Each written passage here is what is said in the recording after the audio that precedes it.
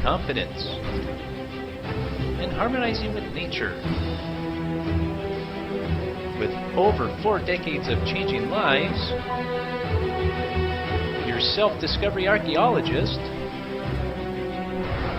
get ready to be the best of you with your host, Beverly Zeimet. Hello everyone, and welcome to the Beverly Zeimet Show, where being the best you can be just got easier. My guest today is Amanda Reed. She's from Missoula, Montana. She's an entrepreneur. She's a mother of, I believe you said 5 children, right? And she's got a beautiful story to share with you all today. So let's give her a big hand. Welcome, Amanda, and tell our audience a little bit about you and how you got started and what you do and, just who you are. Awesome. Thank you so much. I really appreciate you having me. I know how important it is. I just felt really grateful and blessed that you would share my story with your audience. So I appreciate you having me on. My story really, as far as my business and all that, started about 11 years ago. I own a marketing agency. We work with small businesses, mostly about 90% of our businesses are brick and mortar businesses. So still have a physical location where people can walk in and do business. Ouch. And I started that business. I know it's been a tough time for that. Ironically, I started this business as a single mom with, as you said, 5 kids. And it was during the last recession that I decided that I was going to start this business. And it started primarily as almost 100% text message marketing, mobile marketing, helping businesses reach people on their phones. I started it because I realized like 90% of my conversations that I had with people at that time were over text message because, as I said, my kids were very little. Nobody wanted to have a phone conversation with me. It was impossible, right? What I quickly found out is I was a really early adopter. I would go in and talk with business owners, and many of them had never sent or received a text message themselves. So I was trying to sell them a product and really to help them, but they hadn't experienced it themselves, and so they didn't really see the value in it. So over the course of the 11 years, obviously text messaging became very big for everybody, but yes, it did. Over the last 11 years, I think that foundation and maybe just the way we start has been able to help us really morph and adjust to different climates and different business climates. Obviously, we're seeing that again right now.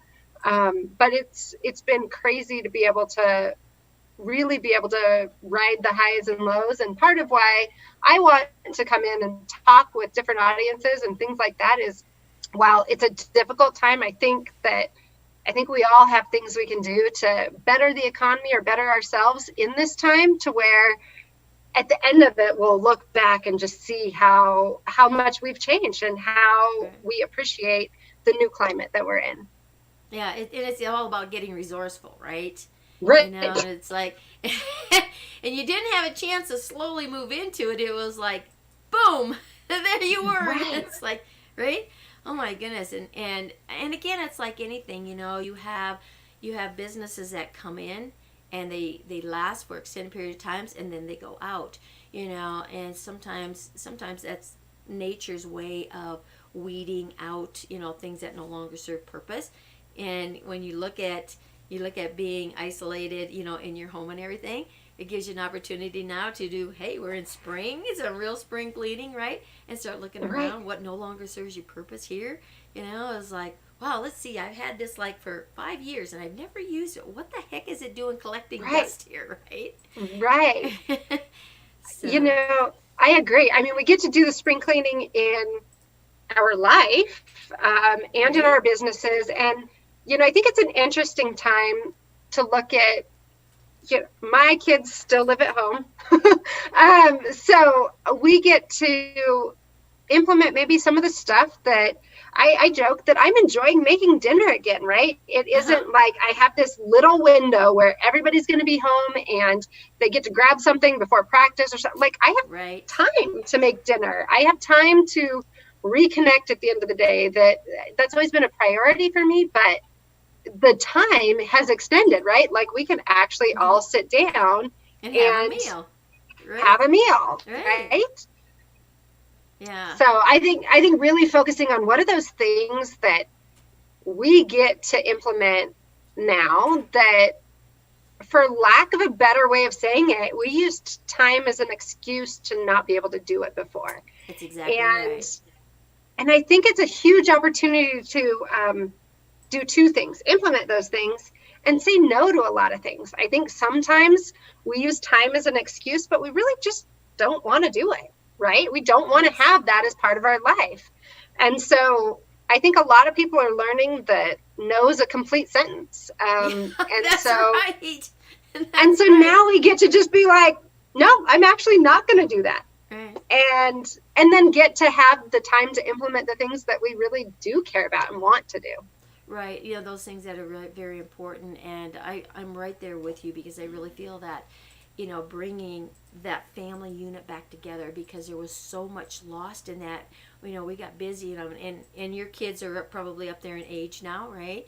You know, right. And so they, excuse me, they're off getting lives of their own and going in all different directions. And you got that's 5 different directions, you know, and then you're in another direction, you know, so it, you know, life goes on. Right. But again, at the end of the day, it's time to bring that focus back to that family unit, right?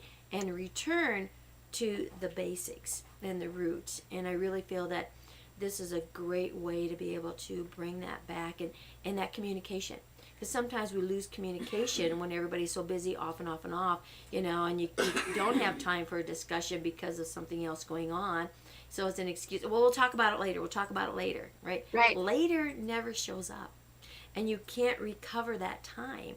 So when you start looking at things now, we've been kind of forced into having that time that was spent virtually, you know, wasted.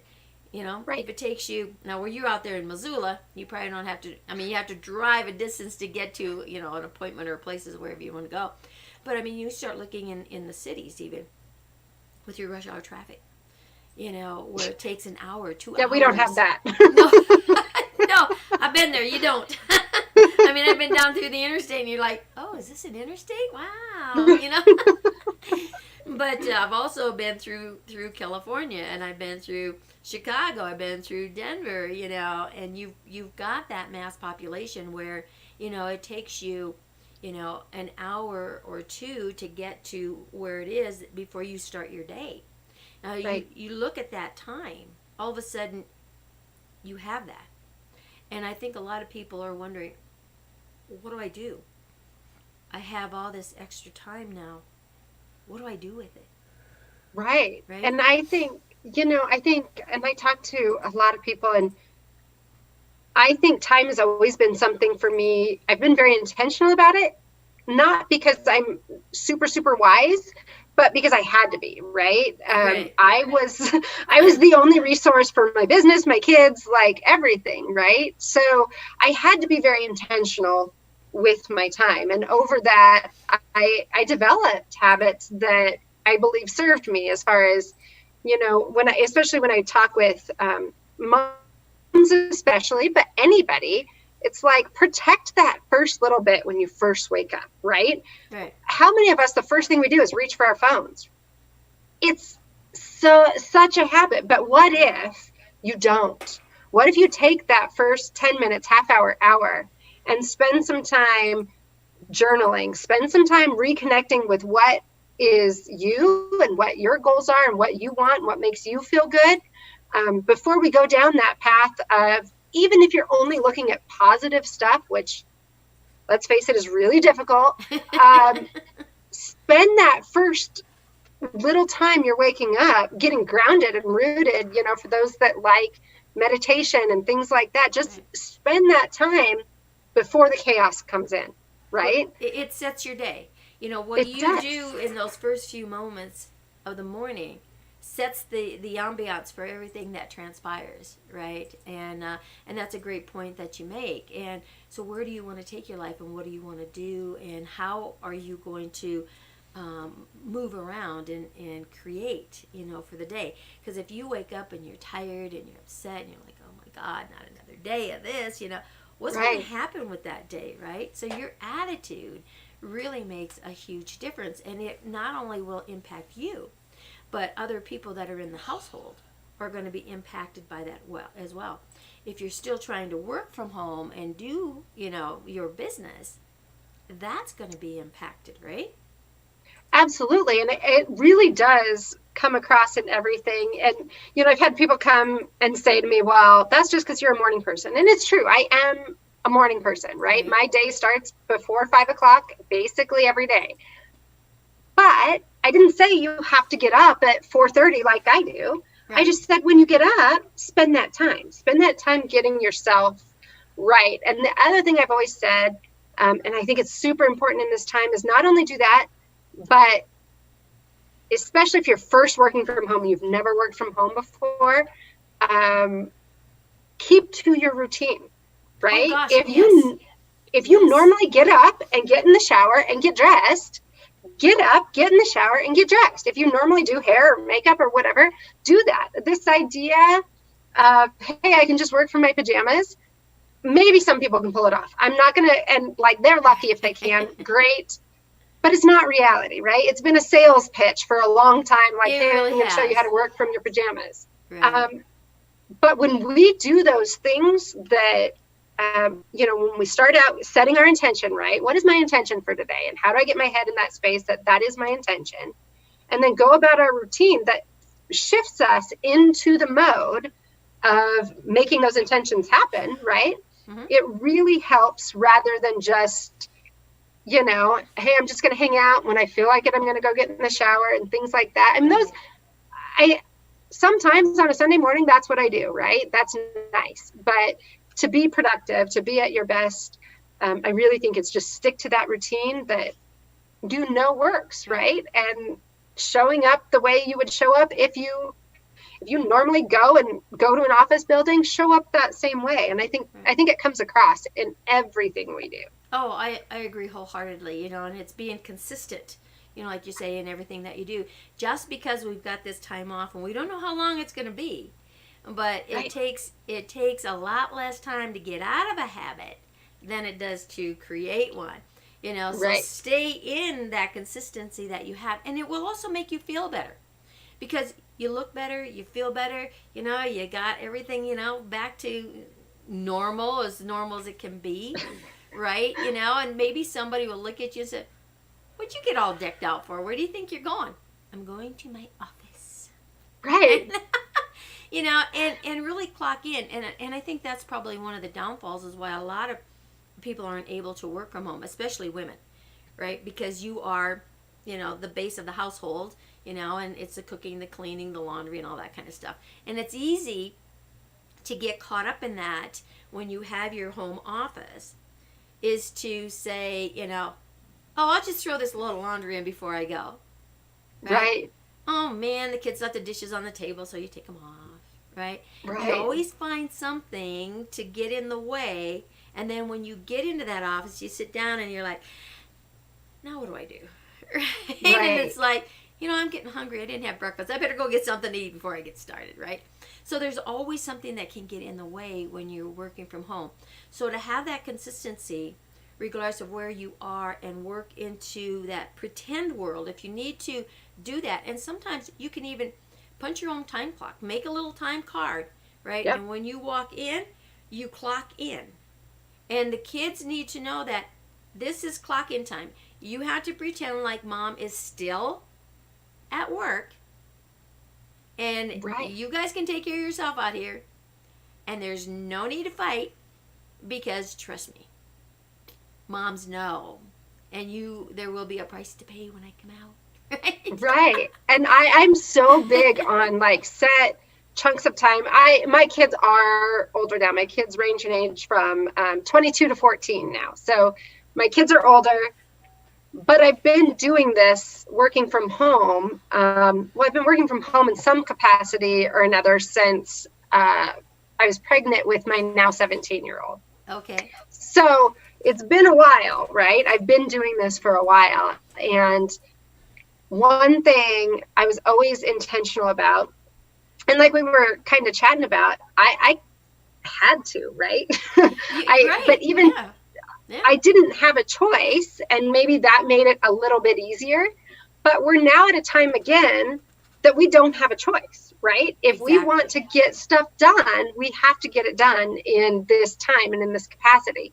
So I always set hours, and I think from a very early age, my kids knew if I was on the phone, like somebody better be bleeding or dying to interrupt me on the phone, right?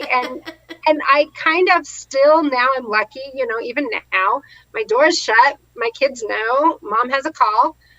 Right. Now it's a challenging thing because we have 2 college age kids, 1 high schooler and 1 middle schooler, all doing school from home. So, you know, but there's time blocks. We say, okay, this is the time block of this is what I'm doing. And especially if you have a little bit older kids, you can have that conversation with them and saying, hey, Right. this is my work time. This can be your work time as well. But this is my work time. And I always joke. I always tell the kids, I'm like, you guys still like to eat, unfortunately. So, So mom's gotta you work. don't eat, right? Right. You know, and that's great. And you know, too, it's great discipline for them to know Yeah. that to respect other person's time, right? To have that, and that's fortunate. You know, and my kids are all grown and gone and got kids of their own, and their kids got kids of their own, and whatever, you know. So life goes on, and Right. but they learned that, you know, also from little on up. Yep. It's giving that responsibility. You don't start teaching a child at the age of 15, 16, 17 how to wash clothes, how to do dishes, how to cook a meal. It ain't going to happen, right? You're going to get a lot of resistance. But when they're 2 years old and they're 3 years old and they're 4 years old, what do they want to do? They want to be up there playing in the water and see what you're doing, right? Right. They want to start, you know, you give them little things to cut up or, you know, whatever. You know, that's the time to get them started and interested in. They can fold clothes at 3 years old, right? They can carry it into the bedroom and put it in the drawer, you know. And that's where it starts, that discipline and that respect for time and what needs to get done. And they make better adults, and they make better employees or employers, right? I agree. But I think we also have a unique opportunity right now. Yes. In that if we haven't done that, It's time. right, it's time. And it's time to be able to say, hey, we all are in this together. We all have to take responsibility and really make this work together. And To be that it's a team, that unit, yes. absolutely. And it's a unique time to be able to say, hey, you know, we have to do things differently, just like the rest of the country and the world. We have to do things differently now. So I agree with you that it's so much easier if you start when they're little. And I feel fortunate, but that I did that. But I know that a lot of people, and moms especially, I always talk about this, and I don't mean to say dads don't do it as well. I can't speak from the experience of a dad. I know from the experience of a mom. Right. We have this, like moms carry this guilt with them. Oh I my call it mom guilt. gosh. Yes, they do. And for some reason, somewhere along the way, we got in this idea that if I'm not making things really, really easy for my kids, and if they don't have everything, I'm not a good mom. Right. And I don't agree with that. Obviously, my kids would tell you that. But I think we carry so much guilt because it's not because we don't want to raise good human beings. We do. It's because we love our kids and we want to give them the best life possible. And we're trying to be everything to everyone. And that just isn't possible, right? So it's an opportunity to be able to say, hey, I love you guys. We're going to define what's really important for this and us as a family. And I've always said that that's the way we make things work and the way I've always told other people to make things work. I infamously, frequently say work-life balance doesn't exist. What does exist is finding your goals in your work life, whether that means you own your business or you work from home or you go away to a 9-to-5 job somewhere. And in your family life, these are the priorities. Prioritize them, make them both a priority and let everything else go. Forget about all the other stuff. And that's really how you find your happiness. Because, balance, that just says to me it's a destination, and that's impossible. We'll never get there. Instead, focus on what you can. Right. And change what you can, and the things that you can't, you move through and beyond. And, to being able to, like you say, get those priorities straight and what's going on. We all want our kids to have more than we did, right? Right. And I learned a lesson a long time ago when my kids were little. I wanted to have a new bike. I'm second oldest of 11. So the only kind of bikes we got was something that Dad picked up at a farm sale or something, and you got to learn how to be a mechanic really quick, to make these things work, right? And you had to take turns because there was usually only one, Right. And it's what you're doing with that, right? And so it was like, I wanted my kids to have a new bike, right? So one year, I think they were 4, 5, and 6, I believe, because they were close together. And Mine I decided too. I would get them each a bike for Christmas. They could care less. They could care less. I was living, like I said, vicariously through them, that they would be so totally elated that they had a new bike, right? Right. Didn't make no difference. Right. It's like, oh my gosh. And it was a big lesson, that hit me back then. It's like, what am I doing here, right?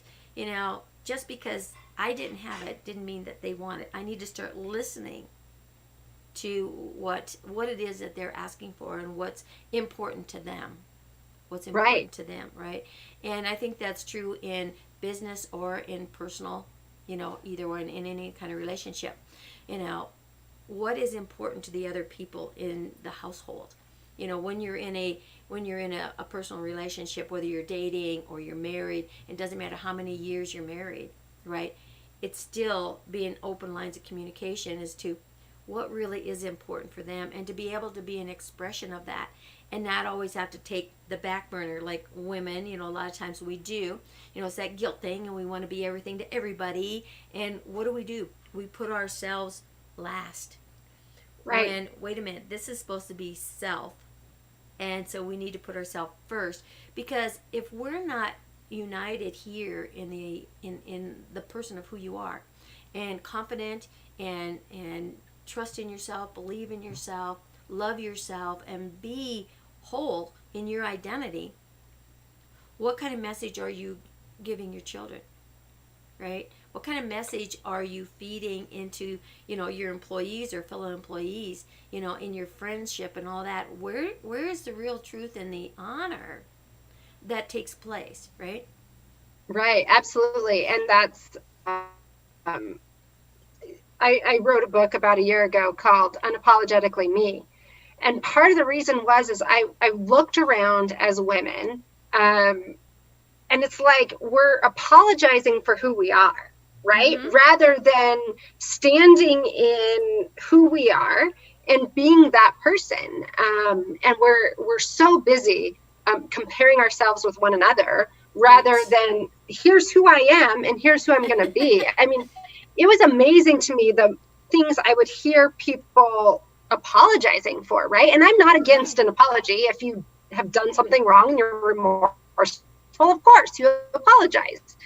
But you don't apologize because, you didn't dress up enough, or you dressed up too much, or you did your hair, or you didn't do your hair, right? Like, women especially show up apologizing for who they are. And we need to stop and just show up. And I think when we stop apologizing, we understand that we can find people. We stop trying to fit in, right? We don't want to fit in. We want to belong.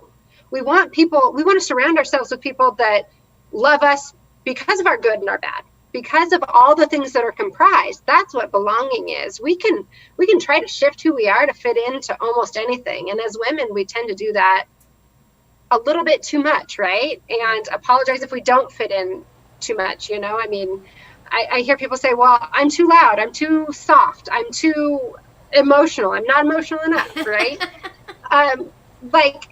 this idea of too much and you can go in any direction has to do with trying to fit in rather than. Well, it is, because then you start being what you think that other person wants you to be, and Right. you lose sight of your identity and who you are, and I like to tell this story when you start going off in those avenues and becoming, so you become someone different at work, you become someone different at home, you become someone different around your family, you become someone different out on vacation, and you become someone different when you're in a relationship. Here's 5 different aspects of what you feel each one of these wants you to be. All of a sudden, you get an invitation to a party, right? And you're just like, oh, wow, party, all right, let's go. And you get there, you knock on the door, and they invite you in, and all of a sudden, you see people from each one of these. Who are you? Who Right. are you going to be? Right? And all of a sudden, it's like, I don't feel so good. I think I need to leave. Right? Right. So when you can be just you, and all of you, and have other people honor you for who you are, it doesn't matter where you go, doesn't matter what you do, you're being 100% true to yourself. And that's what it's all about. And it's helping others to be true to themselves. Honor them for who they are. And remove that judgment. Don't take things personal. Everyone Right. has an attitude sometimes, when you're in a conversation, right? And it's like, don't take it personal.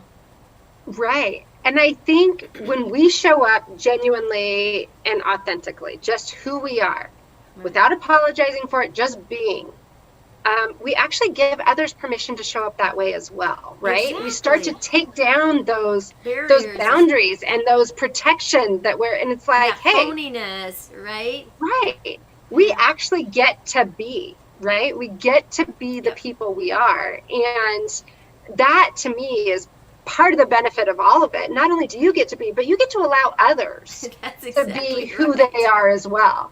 And it's not that we need permission, but when we give that, when people feel like they have permission, it transforms them as well. Right. So, Amanda, let me ask you this question. Okay. How long have we known each other? Oh, Yeah, look at this 27 plus 15. What's that? 45 minutes ish. one. Ish. Yeah.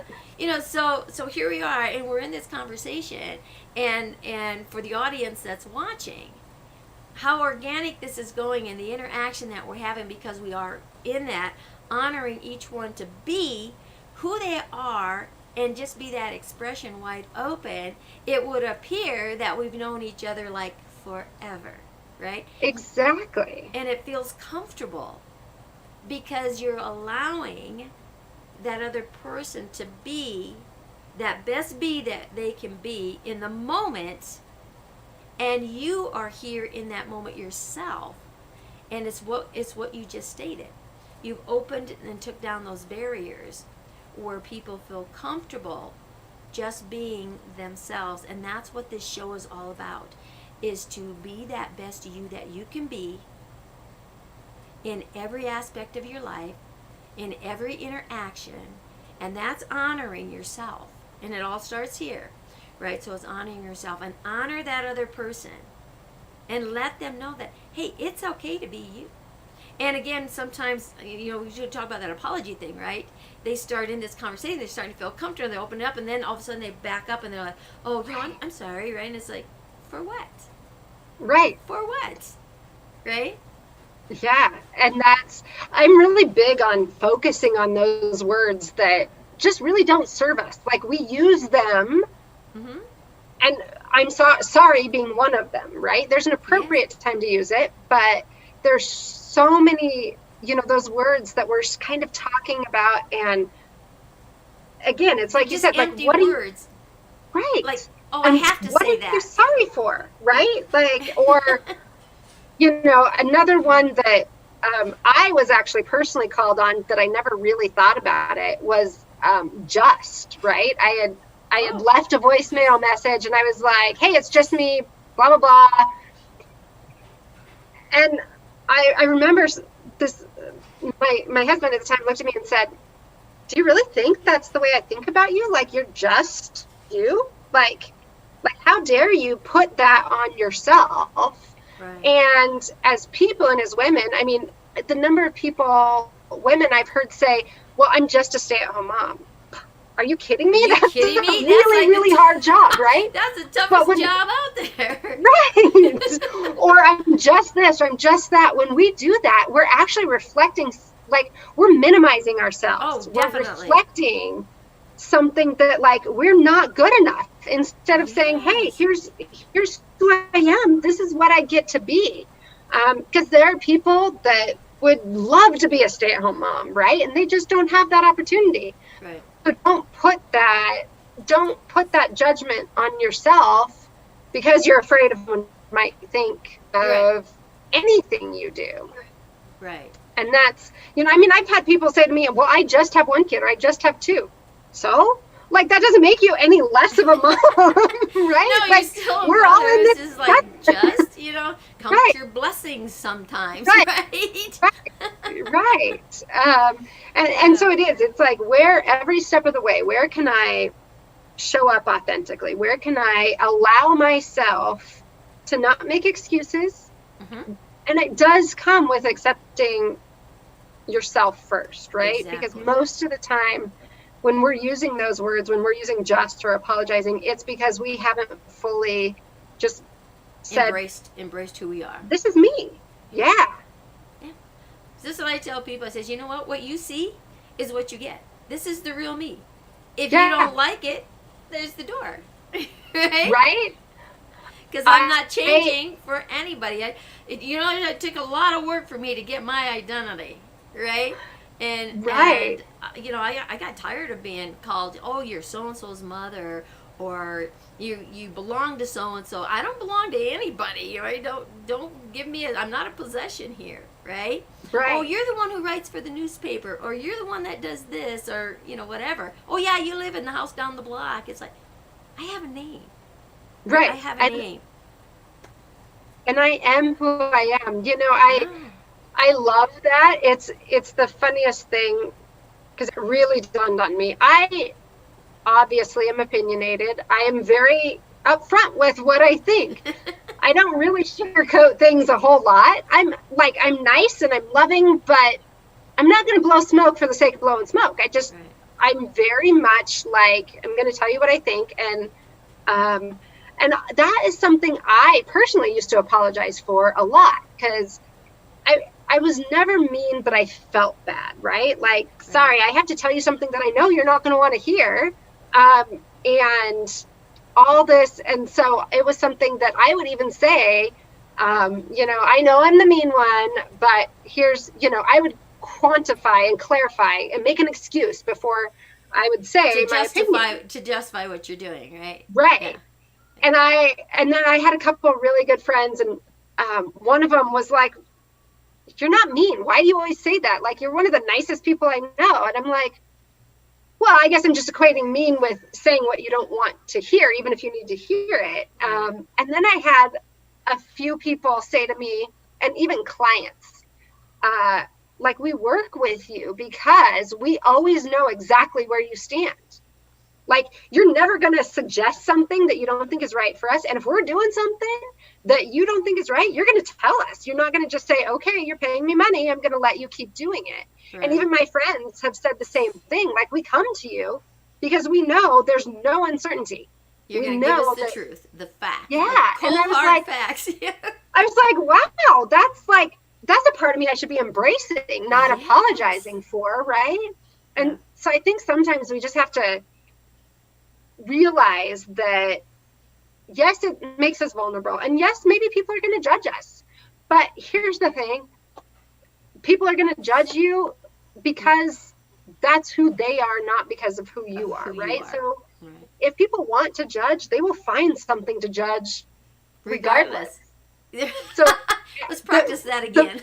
Right, exactly. All we have control over is ourselves and what we choose to do and who we choose to show up as, and how authentic we choose to be. And I think when we realize that's where our power lies, is in the control of us not in others. Because as women, we spend a lot of time trying to control our world and trying to control everything around us, whether it be, and sometimes it's just to keep all the plates in the air and all the balls in the air, right? Right. But the reality is, when we stop controlling anything we can't control, we don't have the power over it, and just focus on us, that includes like our reactions, right? Mm-hmm.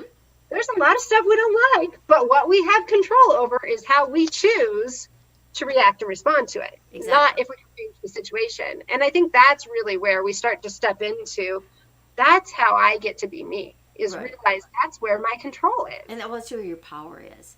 So Absolutely. it's really not control. It's that power, because you're in charge of yourself. There's a difference of being in control and in charge, right? So when you start taking charge of your life and your actions, right? Again, everything is an action and a reaction. But when Right. you become aware of what that reaction is going to be towards whatever the event is, you are in charge of how you respond, right? Absolutely. But you've got to be aware of it. And if you don't want that repetitive habit to show up again, you got to be aware that you're ready to just and stop it and change it. That's what you have control over, shall we say. That's what you're in charge of. And Absolutely. when you move out of your predictability-ness, others are going to be in shock when all of a sudden you're responding differently, because they know how to push your buttons. Oh, kids are great at that, aren't they? Oh, yeah. They know what buttons to push, and like that fast, right? But when you know that they're pushing a button and you don't give them the satisfaction of that reaction or that outcome, and you change it, now they're going to step back and it's like, what the heck just happened here? Right. Right? And again, that's learning how to be, the real you and true to yourself, and to break that old pattern, which are attached to a lot of times old emotions and old outdated databases and everything else, right? But you've got to be aware. Be aware Absolutely. of your environment, be aware of your actions and your reactions, and that's when life starts to change. That's when you start becoming that better you every single day. You talked in the morning about setting that intention when you first get up, Yes. right? So when I wake up, I usually just kind of lay there and go into a meditation and just kind of figure out what I'm going to do for the day. And then I ask myself, what am I going to do today that's going to make me a better me? Right? And I set that intention, and I get up, and man, I'm so energized and ready to go, and my first show usually starts, at 7:30. I have someone on for a pre-record, and, here you go, right? Right. And last night it was interesting. I took on a speaker. She had 2 autistic children, so her day is spent, right? And she asked me if we could do a record, at night, and I said sure. She's in California, Right. so it was 9 o'clock her time. It was 10 o'clock my time, and so it was about 10:15. We got everything started here, right? And did the show. But it was such a powerful show that it was an honor to have her on as that guest talking about autism. And then she shared with me that Thursday, April 2nd, is National Autism Day. It's like, okay, we're going to do a special event on that day and put that show out, because it is an honor. And, so being able to work with different speakers and stuff. Now, did I have to do that? Did I have to, go beyond that? No. But I did, because it's all about getting that message out and to serve and share with our audience that information. It changed my life and my view on what autism was all about. Because, I've heard about it. I'm in the holistic field, There's different, so you're there in it. But I've never really known anyone, that had these kind of issues and stuff.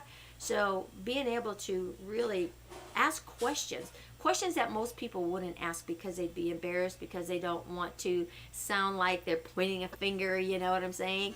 So to be able to open and ask those questions and to get those answers that people are afraid to was so powerful. And that's what makes me love what I do, interviewing people like this, because it warms my heart and it really gets the word out. Everyone has a voice that needs to be heard.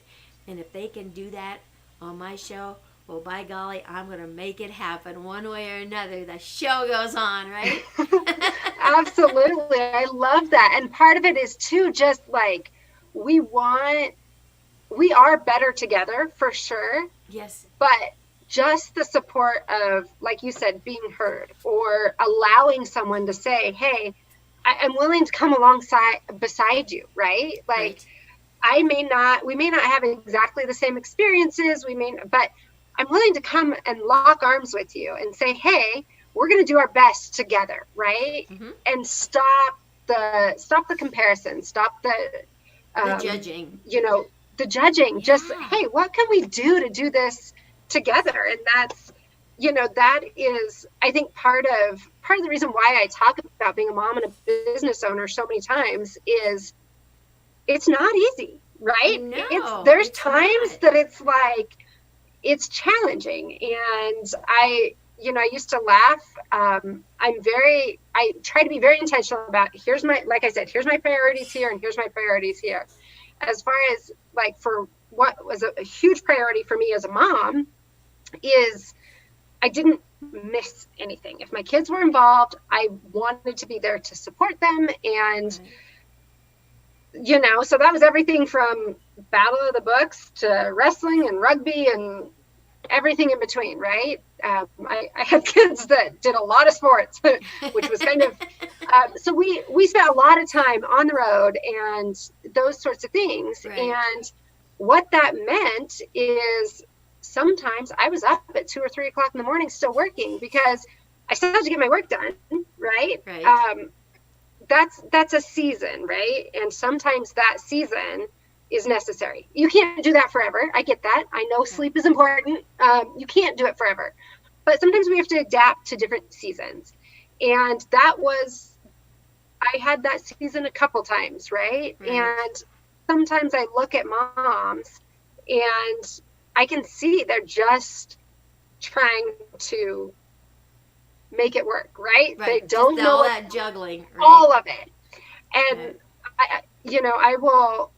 I will never forget. My kids are very close in age as well. And I remember I was at the grocery store a couple years ago, and this mom has like a baby in an infant carrier and then a toddler in the cart and then one more that she's holding her hands of, and one of them was crying and she was having a day. She was having a day, right?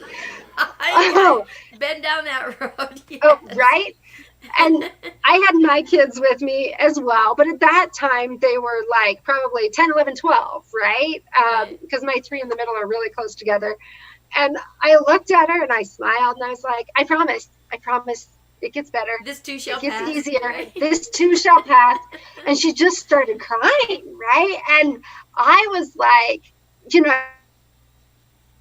I said, can I give you a hug? And this was a couple years ago. I wouldn't do that now.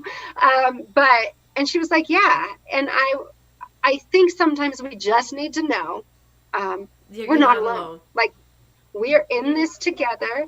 Right. And I think we all, the power sometimes in just being able to say, I get it. Like, I can't fix it, can't change anything for you, but I get it. I get what you're going through right now.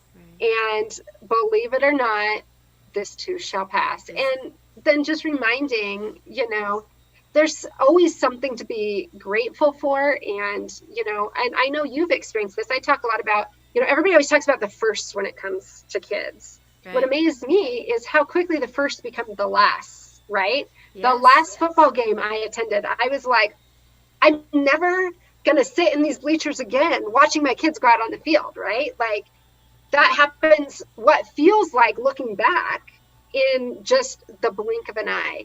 And that, but when you're living it, it doesn't feel like it, right? No, it doesn't. It does not feel like it. but just remembering to try to be present and enjoy it, because there will be a time when you look back and you're like, I miss those days, right? And it doesn't mean it's easy. I had another friend who just had a baby, and she was like, everybody keeps telling me to be present and enjoy it, but I don't enjoy it when he's screaming at 2:00 in the morning. And I'm like, no, you don't have to. Like, that's the worst advice in the entire world. Like, Right. but no, looking back, that you will miss it, right? So just know that all of these days are over before you know it, and They you really get to are. go on something else. They really are. It seems like, you spend your whole time, 9 months waiting for this little critter to jump out, right? Right. And now all of a sudden, here they are, and it's okay. At first, they're a little quiet. They sleep all the time. And then they start getting their own personalities. And like you say, they can scream in the middle of the night, whatever, and all of a sudden, they decide they find their legs.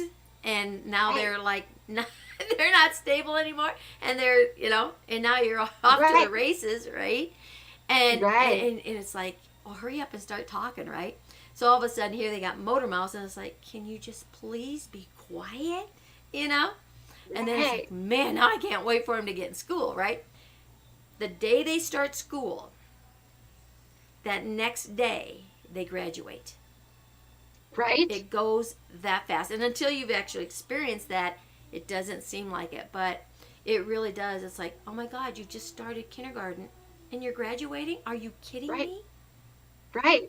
And it is just like, take the time to appreciate it when you're in it. Yeah, because you will never get that time back. Right. And don't feel guilty because you made that time to spend with them. That you shut down your business or you left work or whatever it was and say, my family is first. Yep. And I get my work done. Right? I'll come in an hour early tomorrow or whatever the case. I'll come back afterwards and work, a couple hours tonight, whatever it takes. But I'm not going to miss my kids' ball game. I'm not going to miss their recital, whatever it is, right? And I think so much gets lost because you have kids raising kids because they're all at daycares. Right. Right? So to make it so that you can be a stay-at-home mom, and I think right now because of the time, because we're forced into that environment that you've got to be there. Right? I know a lot of parents are like, oh my God, I'm ready to strangle these guys, right? Because you've never had that time. It's time to start communicating, really get to know who your child is and give your child permission to get to know who you are and be able to open and say anything. It doesn't matter. You're not going to get in trouble when you speak the truth. You're going to get in trouble when you're lying because... moms know when you're lying. Right. Yeah. Don't kid yourself, kids out there, right? Right. Don't kid yourself. But we all find ourselves in that arena. And, there's we talk about the difference between masculine and feminine, right? I can't talk for, single fathers. And neither can you, but we can talk about single moms and what we did, in that survival and whether it was by choice or whether it was, by, accident, And again, it's knowing what is important to you, what is important for your development and that identity of who you are, and what is the message that you want to get to your children and give them that solid foundation to build on, right? And, sometimes we didn't really have a foundation. Some of us, didn't have that solid foundation. Yeah. How do you find that? You start talking with people. You start looking around. You start reading. You start using your intuitiveness. So all those things that you didn't receive that you felt that you wanted, you have that open line of communication with your children and say, teach me. Yeah. Teach me and share with me what you want. What's the kind of mom you want? What would you like mom to do? And don't say, just let me do anything and anything I want to do and never yell at me and never... That's not going to happen either. Because I promise you, they will push to that, right?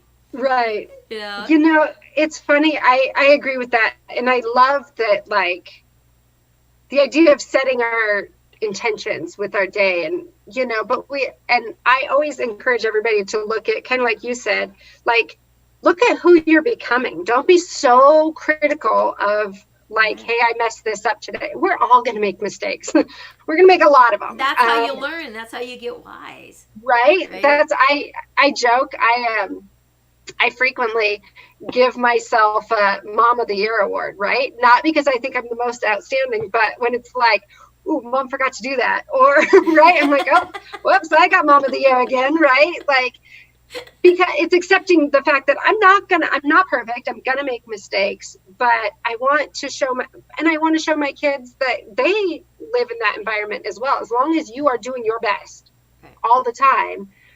And, you know, just looking at it as I'm going to do everything I can today to be the best person I can be, to be who I am truly, and really, you know, and allow my strive for it and give my kids the space to be that. You know, I always say I had high expectations, but not a lot of rules, right? We had very few rules. Maybe it was because I was so outnumbered. I could only enforce a few. But my expectation was always that you do your best. If you can look at me and say you did your best, then it's always enough. Right. But if you didn't, then we have an issue, right? Right. Now we have an issue. But other than that, it's like, respect one another. Don't talk back to me and don't lie to me, right? Other than that, we can pretty much get through anything, right? If you want to go somewhere, tell me when you'll be home and be home by then, right? And if I don't think that's reasonable, then we'll have a discussion. And so I tried really hard to empower my kids to make the decisions, you know, that they're going to need. I would rather them make mistakes while I can help them fix them than never have opportunity to make decisions and things like that. And I always told them, I'm your out. Like, anybody ever asks you to do something that you don't want to do and you don't feel comfortable, like there's a lot of peer pressure, just say my mom said no. It's pretty easy, right? Like, you always have an out. You always have a different decision to make, but empowering them to make decisions. But fully, I mean, my kids all have very, very different personalities, and just empowering them to step up and be that. My youngest is always like, I just laugh at it. Whereas, you know, the boys did football and rugby and wrestling, and he plays hockey, right? It's like anything that they did, he does something very different. The other kids are skiers and he's a snowboarder. But it's like, cool. Like, you get the space to do that. And I'm like, it's kind of cool that as the youngest, you already decided you want your own identity, because sometimes that doesn't happen. Sometimes it takes longer. So it's all about providing that space. Yes. And give them permission to be who they are, and not have to follow the footsteps of the one prior to, right? And have your own personality, and it's okay. And not compare your kids. Right, I think that's one of the biggest mistakes that I've seen, where people compare their kids, you know, with the other. And, you know, my three are very close together, and they are night and day. And if they say, you know, boys are usually a little more, you know, hostile or rugged, or, you know, give you more grief than girls, that's not true. That's not true. My daughter was the little terror. Oh my God. If she could do it, and she did, she was so defiant. I guess it's probably rubbed off from me, right? Because I was very defiant as a child. I tell you, she was my challenge. The boys, if I told them, say, that's not what we do, great. If I told her, that's not what we do, guess why? And I was guilty of that too, you know. So, but again, you know, you allow them to be who they are, and you know, I'm really proud of my kids and how they grew up, and they are all their own person, and they've got families of their own, and you know, you'll find this day coming when you start to have grandchildren, and the difference between a parent and a grandparent there's no words for it when you first hold that little child. And then now once they start walking and talking, I mean, I can take my grandkids and I take them out for walks in the nature and all this stuff, and I teach them all these different things, and we just have a different bond. So you get to be Right. all the fun thing, and then you send them home. And if you ever want to Right. get even with your kids, you teach them all the little tricks. Yeah, my mom keeps telling me having grandkids makes having kids worth it. Oh, it does. And I currently have great grandchildren. Oh, Right? wow. And yeah, and they're not infants; they're getting up there, right? And to be able to have great grandchildren now that are in their teens, one is, I believe she's 13, and then the other one is 11, and then I got a 5-year-old and a 3-year-old, and it's just amazing to be able to work with them.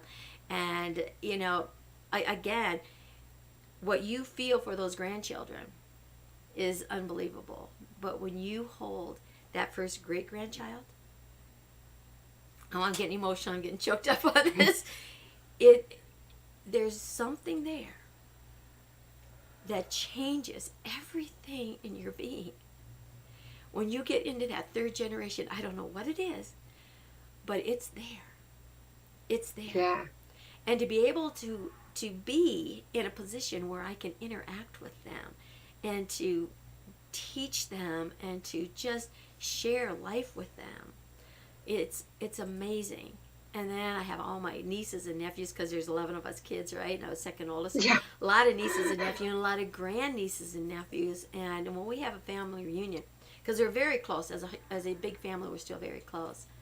You have all that interaction, you can see all these generations, and now I'm thinking back, I wonder if this was going through my grandma's head when she saw all of us in this generational thing, right? Yeah.